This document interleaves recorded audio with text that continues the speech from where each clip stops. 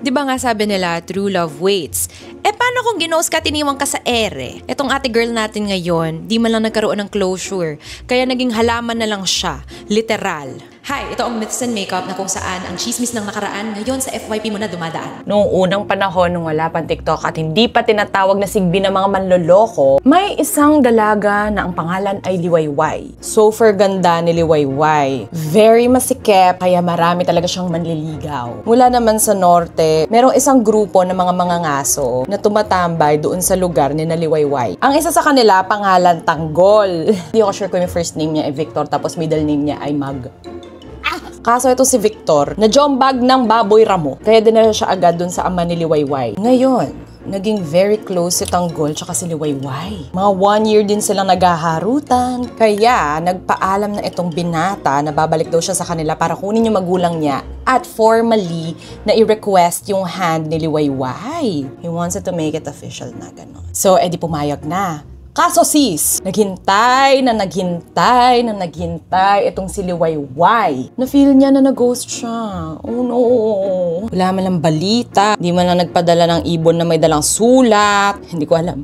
Kasi wala pang Facebook tsaka Telegram nun. Ngayon, may isang umeepal na manliligaw ni Liwayway. Sabi niya, may iba na raw na pangasawa itong si Tanggol aka Troy Tuyor. Charing, syempre hindi naman totoo. May eksena lang siya, ganun. O syempre, mag-e-emote tong si Liwayway. Feeling ko nakikinig siya kay Fiang. Na baka sa tagal, mahulog ang loob mo sa iba. Bawal talaga. Ayun tuloy, nagkasakit itong si Liwayway. Namatay siya sa heartbreak.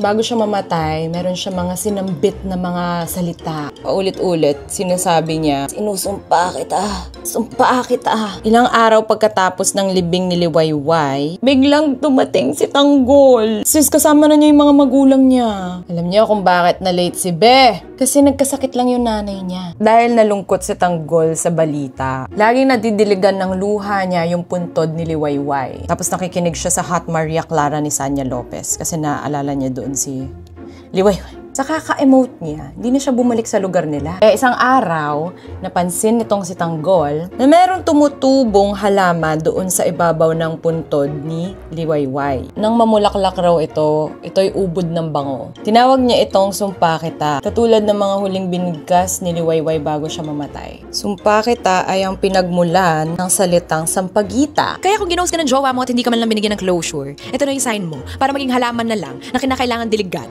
Alam niyo kasi, moral talaga ng kwento dito. Mag-update kayo sa mga jowa nyo. Ayun tuloy, tingnan nyo nangyari. Nategi. Comment nyo na lang kung ano yung susunod yung gustong i-feature dito. Bye!